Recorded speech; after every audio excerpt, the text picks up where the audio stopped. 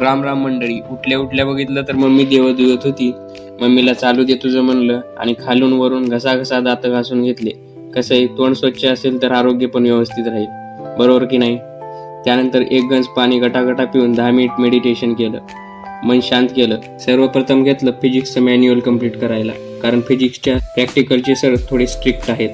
ते किती स्ट्रिक्ट असले तरी आपल्याला जे करायचंय आणि जेवढं करायचंय तेच करतो. शेवटी आपल्याला पण पाटील म्हणतात, उगनव माय.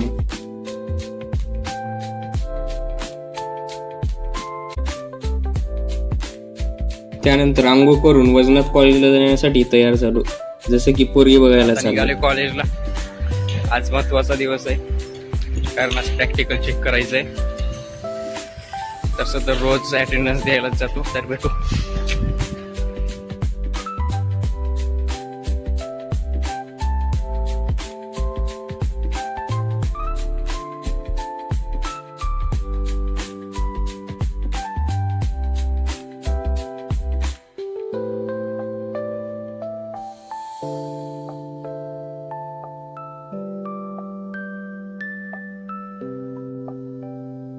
जाताना तर व्यवस्थित सीटवर बसून गेलो, पण येताना 1 तास थांबूनच यावं लागलं.